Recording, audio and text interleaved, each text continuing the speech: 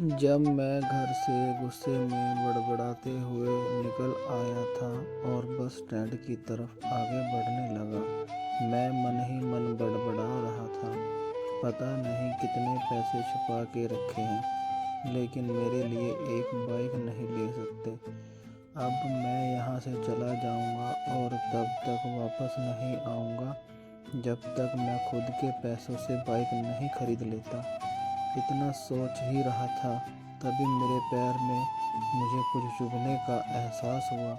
नीचे देखा तो समझ आया कि जल्दबाजी में पापा के जूते पहन आया हूँ। उन जूतों में कील उभरी हुई थी जो मेरे पैर में बार बार घाव किए जा रही थी। लेकिन उस समय गुस्सा अधिक था, तो मैं बड़बड़ाते हुए आगे बढ़ गया। एकाएक मुझे याद आया कि मैं पापा का पर्स भी साथ ले आया हूँ।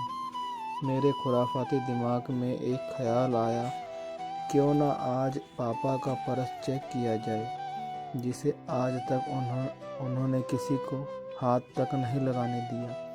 पता नहीं कौन सा खजाना छुपा रखा है इस पर्स में, जो किसी को हाथ नहीं लगाने देते। जब मैंने पापा का वह पुराना पर्स खोलकर देखा तो उसमें पैसे तो नहीं मिले, लेकिन पैसे की जगह पर एक डायरी रखी हुई थी। तब मैंने सोचा, ओह, ये तो यहाँ खजाना छुपा रखा है। मैं समझ रहा था कि यह पापा ने लिखा होगा कि किस से कितने पैसे लेने हैं और किसको कितने पैसे दिए हैं, लेकिन मैं गलत था। जब मैंने उस छोटी सी डायरी का पहला पेज खोलकर देखा तो वहाँ पर जो लिखा था वह थोड़ा सीरियस कर देने वाला था। डायरी में जो लिखा था उसे पढ़ने के बाद मेरे चेहरे पर जो एक्सप्रेशन थे वह गायब हो चुके थे, क्योंकि डायरी में वैसा कुछ नहीं था जैसा मैं सोच रहा था।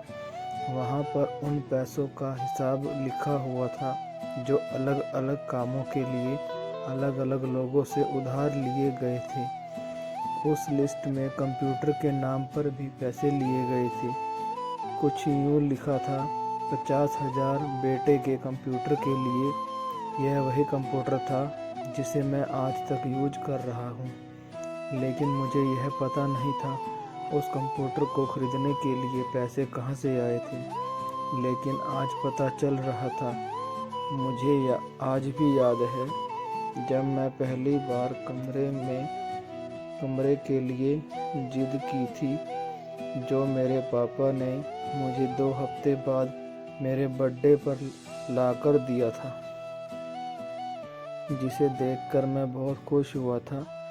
और मुझे खुश देखकर मुझसे कहीं ज़्यादा अगर कोई खुश था तो वह थे पापा।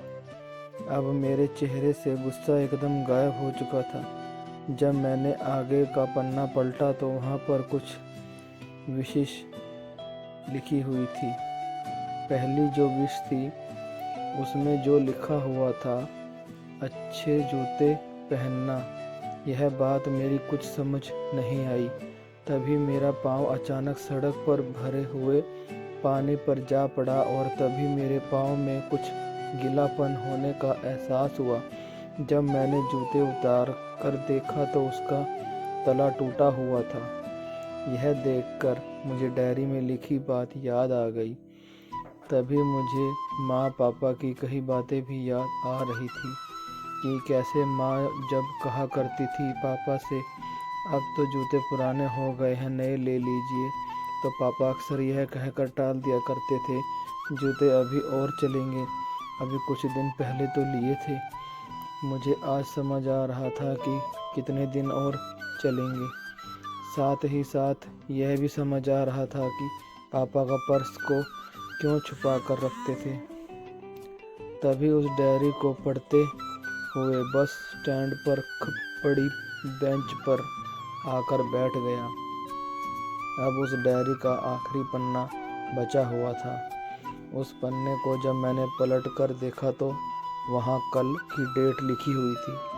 तारीख के नीचे लिखा हुआ था 50,000 बाइक के लिए। बस इतना पढ़ा और दिमाग सन रह गया। अब मेरे मन में कोई शिकवा गिला नहीं बचा था, बस मेरी आंखों से आंसू चले जा रहे थे। मुझे आज तक नहीं पता तब मैं क्यों रोए जा रहा था।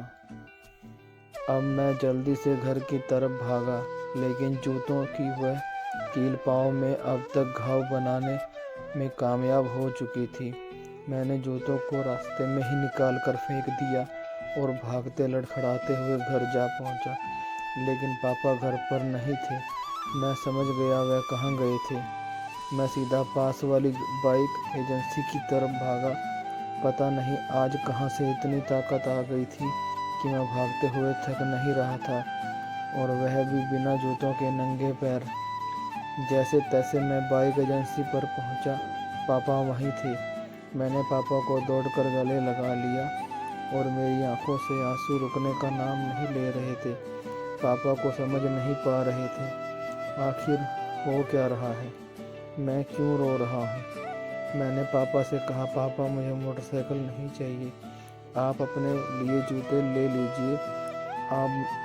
अब आज से मैं जो भी करूँगा अपनी मेहनत से अपने बलबूते पर पढ़कर करूँगा। दोस्तों, कैसी लगी ये कहानी? उम्मीद है कि आपको पसंद आई होगी। तो YouTube चैनल को सब्सक्राइब कर दें ताकि आने वाली वीडियो आपको सबसे पहले मिले। तो फिर मिलते हैं नेक्स्ट वीडियो में। तब तक के लिए धन्यवाद।